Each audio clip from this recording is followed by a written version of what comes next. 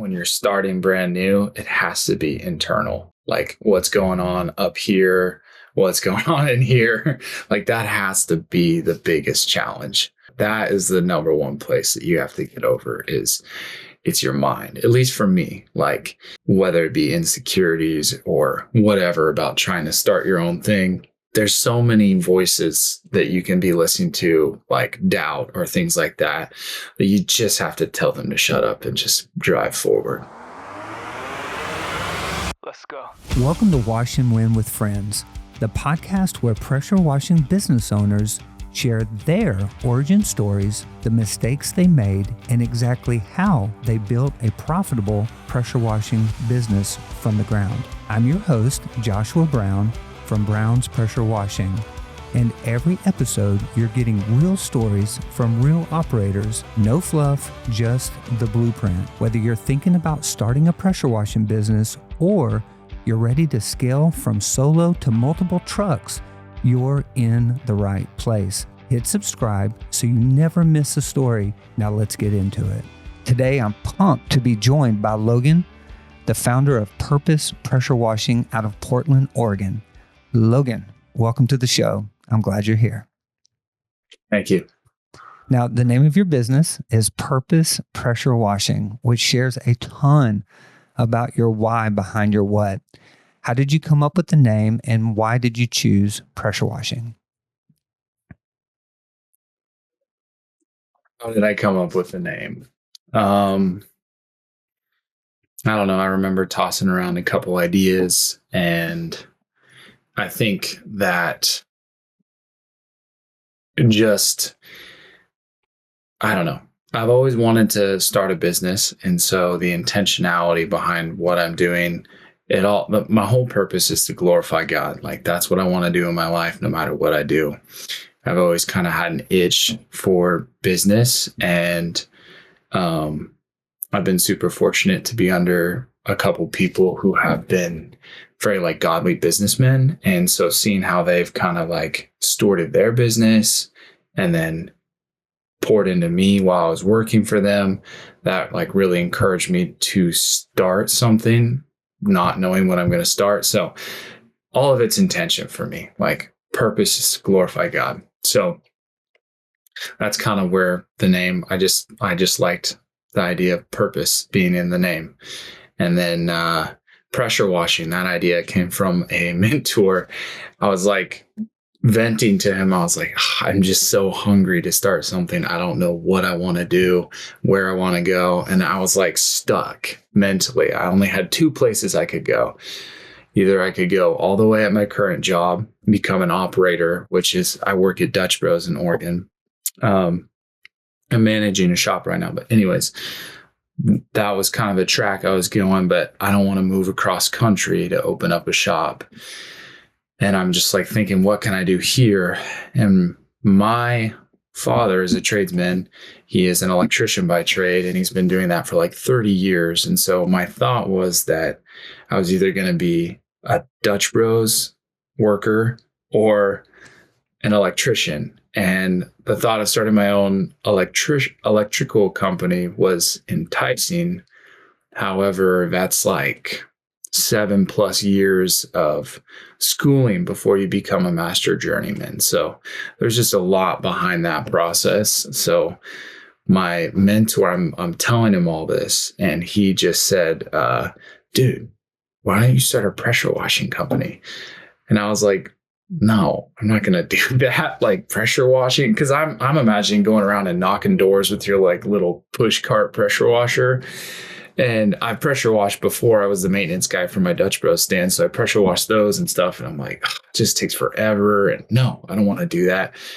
And then he kind of opened up my mind to like, he knows a couple of guys that are doing really well in their own like solo company. And then he sent me your UpFlip video where you were interviewed, and it's like 4 years old now or something like that. But I watched that, and it totally opened up my mind to like what something like a simple trade could be. Plus, I didn't really ever think about professional pressure washing. In my mind, it was just like again, push cart, pressure washer. Anyways, so that's kind of where the name came from, and then where the idea of pressure washing came from. So You're going to get a lot of hate with some of the language you use. So I've learned that different guys have different methods in what equipment to buy. And so I've had friends that just disagree with this idea of go all in, get the best equipment you can, because your equipment can determine how much work you can do in a day, which is where I land. And to understand my mindset, I'm a burn the ships kind of guy. I'm like, hey, if you're going to do it because you're going to quit if you don't. And so I agree with you, but I also want to speak to all those that have the push cart pressure washing. You can start anywhere, but as soon as you can save up enough to invest in the 8 gallon per minute, do it because you're going to be able to do more work in a day, which to me. So I did not mean any offense by that. I think when I think about here's the reality. When I think about having 2 kids with a third on the way, life is expensive here in Oregon. I'm just like, that's not what I see being a moneymaker. Even on the side, I'm like, I'd rather go do construction or something like that. Something that I thought, again, these are all preconceptions in my mind. So they weren't facts. They were just what I was thinking. So that's what I was trying to say, not exactly what you said. To be clear, I'm with you. Okay. But I want those that are listening to understand that a line can be cleared in many different ways when you're playing Tetris. But when you think about, man, you've got a full-time job at Dutch Bros, you've got a beautiful wife, 2 children, third on the way. You can use a 2.5 gallon per minute, 4,000 PSI machine that'll take you 4 or 5 hours to make a couple $100. And I know some of you guys are going to say, no, I can make 300. Well, look, you can take a similar, a little bit more money and get a nicer machine and make $300 to $400 an hour with the 8 gallon per minute. And your time is valuable. So that's where we're going at. And so, Logan, every city in the country has its own curveballs. Inside of Portland, starting a pressure washing business, weather, competition, pricing, what has been your biggest challenge? I want to hit the pause button if you're listening to this and thinking, I want to start a pressure washing business, or I need to scale what I've got something for you. Every month we run a free webinar called Wash and Win, where we break down the exact steps to start a pressure washing business the right way. How to scale from solo operator to multiple trucks, a custom market analysis so you know if you're in the right area and if it's profitable. And we'll cover our in-person boot camps where you get hands-on training. This isn't theory, this is the system that helps hundreds of operators build 6- and 7-figure businesses. Here's what you'll do.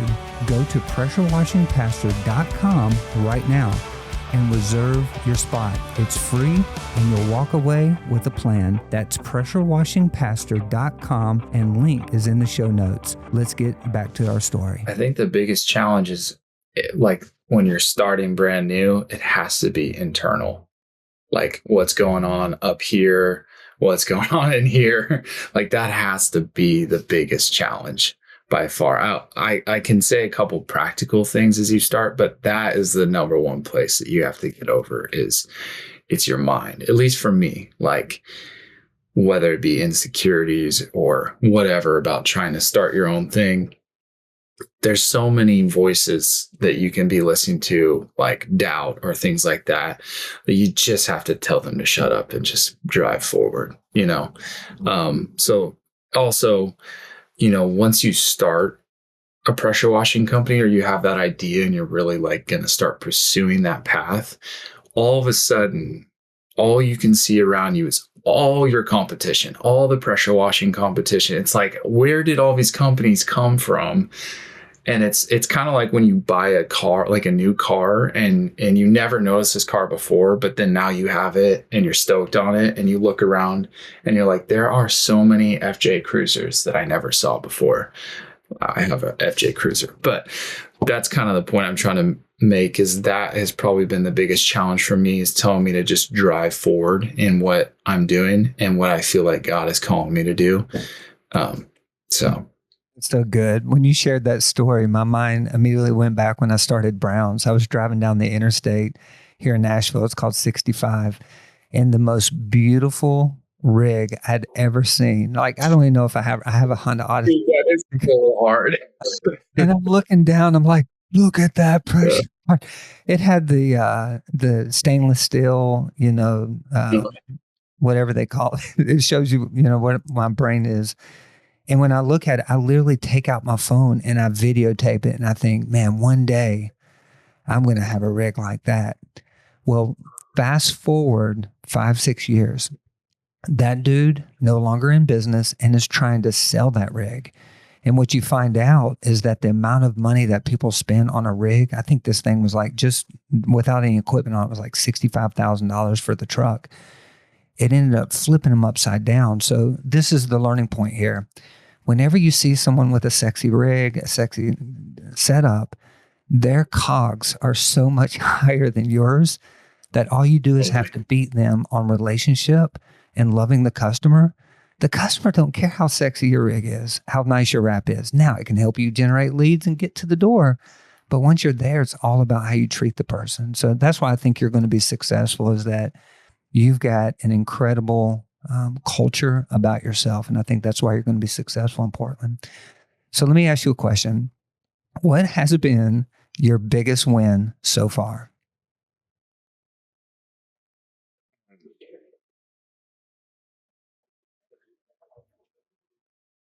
Biggest win, like if we're talking about, are we talking about like earnings on a job? Like, what do you mean by the question? I mean, if you want to about like that, something that I was absolutely thrilled on is in a day, I made more pressure washing than a 2-week, 90-hour pay period at Dutch Bros on a manager wage, which isn't a ton, but I'm just saying, it's like that was so eye opening to me. I was just like, if I could learn how to book this out even like twice a week in the summer, like, and that could still be done with a full-time job. Now, like you said, I'm still doing everything. I'm still pressure washing. I'm still going out for estimates, which full disclosure, I've done 11 jobs since a month and what is it, August 16th or whatever. I've done 11 jobs. I set the rest of the quarter target to do 10 jobs. I got 11, which stoked me out. So anyways, but that's still working full-time hours. So it's like one job a week maybe, but man, that just was like when that happened. Yeah. And I think it's something that our pressure washing community forgets about. As you start winning, you start comparing. And then the wins no longer become the wins of, man, I was able to make enough money in one day that this would replace a whole week's worth of wages at my old job. And then you get to just this higher level of success versus just a level of gratitude. How much money did you make that one day? $2,300. Yeah. And $2,300 in a day, if you're able to replicate that a couple of times a month, it means you could literally work 1 week a month. And I know it's only 2 days, and get a month's worth of wages in some of the jobs that we have, which ultimately can be more time with your family and doing some of the other things that you want to do. So that's the beauty of being your own boss, as long as you don't lose sight of what really a win is. Because what I've noticed a lot of times, our pressure washing community friends, our wins aren't the satisfaction of, man, I just completed a day's worth of work. I got customers that gave me a review. We start battling these other enemies of self-doubt, or, look at the sexy rig, and we start replacing it with other things. And so you're only 11 jobs in. Is that right? Yep. What do you find the most challenging part of working a full-time job and getting jobs on the schedule to pressure wash. So like for somebody that's thinking about starting a business, you're right there at it where you're experiencing the first 2 months. What is the balancing act like? And then how have you solved the balancing act if you have solved it? Not solved. Um, oh man, what is the challenging thing? I don't know if I said it earlier, but definitely remaining like intentional in the most important parts of my life. Like I mentioned, I think it was prior to the start of this, but my devotional life and being an intentional husband and father. It is so easy to come home from from Dutch and immediately like, I got to write up this estimate. I want to win it so bad. Or I don't know. I just like, I put a priority on things which you do need to prioritize, like building the business. Absolutely. And I understand a season of sacrifice, and also so does my wife. And we've talked through this a lot, but I will do things where I will almost put like, cause I'm also learning everything. Everything's a learning curve. So I'll put like an emphasis on like learning roof cleaning techniques from YouTube or something like that during family time. And I should just be focused on hanging out and having a good time. But my mind is so busy. So the biggest challenge in balancing is prioritizing the things that have to come first. Or let's rewind and say the things that you're starting the business for. So, I wish that I started this when I was a single dude and had all the time in the world. However, I didn't have the same drive that I have now, having a family and having kids and things like that. So that's number one. But if we're talking about like the business itself, the most challenging thing, I don't know. I feel like everyone's going to have a different answer, because for some people, like, I enjoy the technical side of washing. I think it's pretty fun. Let me ask Probably. let me ask it like this to maybe reframe it. Has there been a moment in the past 2 months where you have felt like quitting? No. Has there been a moment? There's been definitely been hard moments.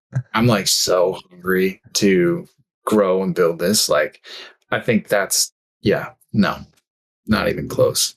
I'm just like, I'm only excited. Okay. What's been your worst moment so far? Let's frame it like that. Okay. When equipment has a malfunction on a job and you're like, this should have been an hour and it's 3, and you're like, so tired, and my wife's calling me, are you going to be home for dinner? You said you were going to be home at 5 and it's like 7. And I'm like, yeah, sorry. I just got the pressure washer like running again. It was not working for a second. So that is the most frustrating thing, stressful thing. So why does your pressure washer go down? Like, think back to the moment that it did. What was going on with it and how did you fix it? Man, I don't even know. It was starting to like sputter. I'm not sure. I was like, did it run out of fuel? What's going on? So I'm checking all the like common sense things. And then I don't know if it was like a filter that got clogged between the tanks and the machine or what it was, but I drained it out. I went up there, I ran it, I tried like unclogging my injector. I did all these different things and it did start running again. To be honest, I don't really know. I guess it was just the Lord. I don't know what got it running. So frustrating because you spend so much money on good equipment. You get out to a customer's home, you turn the thing on, you bring the hose around to the back, or you make it to the back, turn your water on. The next thing you know, and you're like, what is going on? This specific customer, like, I was washing their backyard patio, and it was a beautiful home. And I stretched out my full length of 200 feet of hose, like all of it. And so I'm like way in the back.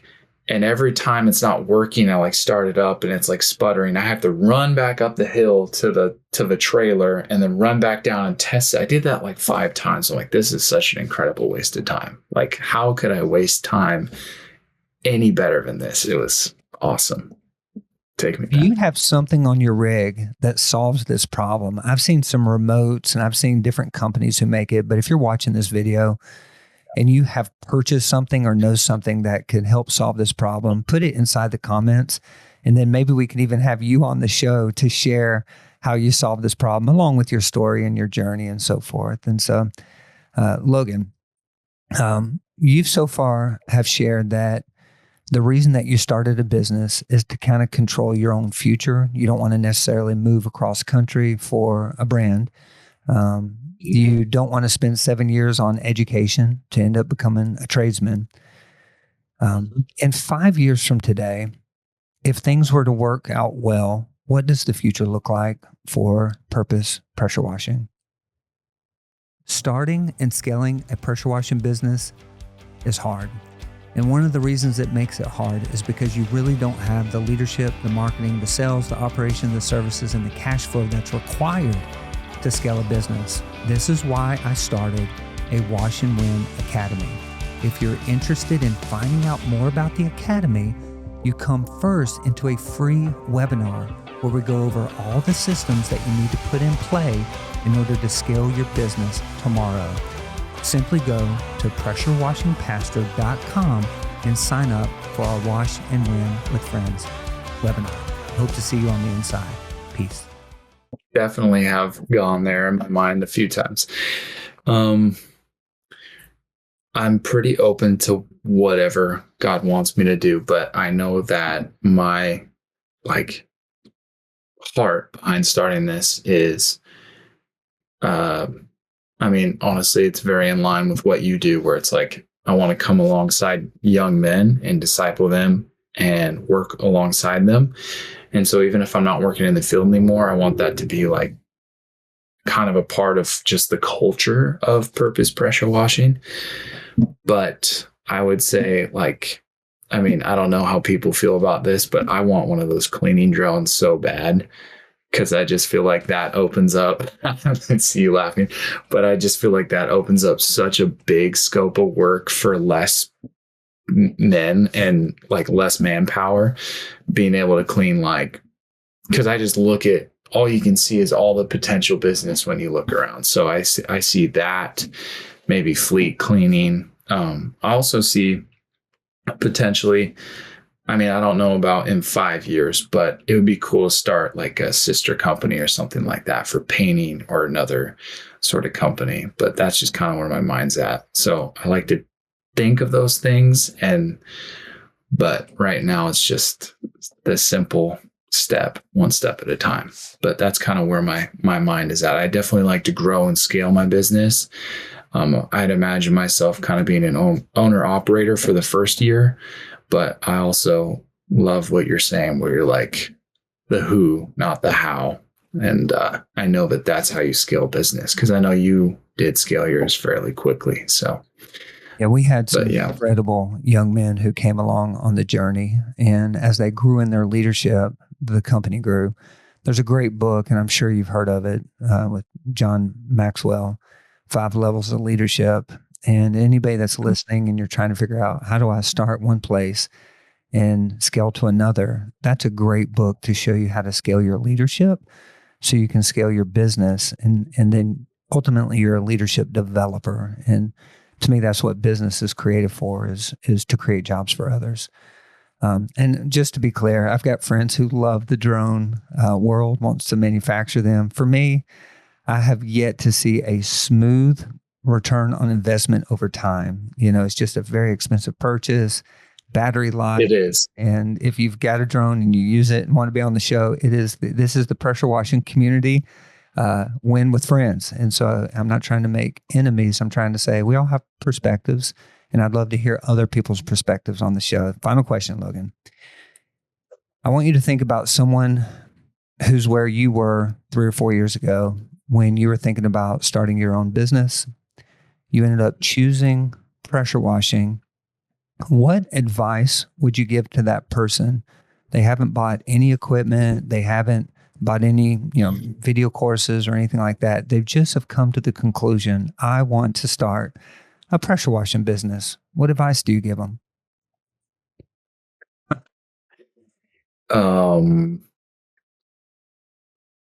Man, life's hard. Don't give up. Go, push, um, and keep the main thing always. Uh, I'm still working at that too. So, but yeah, I mean, it's simple. It's not super profound, but I feel like that's like the foundation for what I'm trying to do, at least. So, Yeah, I want to speak to anybody that has stuck around to the end of the show or watching the video. We have beliefs that determine our behavior. And sometimes we believe that if something is hard, it's not God's will at all. And I don't see this as a narrative inside of Scripture or anything that grows to be successful. Hard is the application of doing what's right because you're doing something wrong. And so you either have to raise your bar, raise your beliefs, or change your structure in order to experience success. But man, too many people over spiritualize struggle. Struggle doesn't mean that God's not for you. It doesn't mean God's against you. It just means life is hard. And sometimes we should take the book of David Goggins and suck it up and work hard and make success. As long as you're not doing something known against the will of God, like being dishonest, lying, cheating, stealing, that would be obvious things that God would say, hey, that's not right.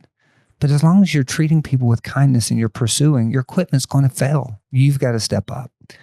So this wraps up our launch of Wash and Win with Friends, provided by Brown's Pressure Washing. If you want more story like Logan's, I want you to subscribe to our YouTube channel and check out full episodes that drop every Sunday and daily shorts that hit at noon. And if you're interested in sharing your story, I want to hear it right here on our podcast. You can apply by hitting me up on Facebook, putting a post inside of YouTube, or just reaching out, and I'd love to share your story with friends. Logan, I'm excited to end up meeting with you a year from today and getting everyone caught up on where you are inside of Purpose Pressure Washing. Thank you for being a guest. thank you, man. Peace. Let's go. Before you go, if you're already running a pressure washing business and you're serious about scaling with purpose, we need to talk about Wash and Win Academy. This isn't just business coaching. This is where Christian business owners learn to create jobs, make disciples, and serve their city through pressure washing. If you want to build a business that provides for your family and impacts your city for the kingdom, this is your home. Simply go to pressurewashingpastor.com and click on our Start Here link. That'll lead you to a webinar, and you and I will have a conversation from there. If you want to get directly to me, just send me an email, joshua@brownspressurewashing.com today.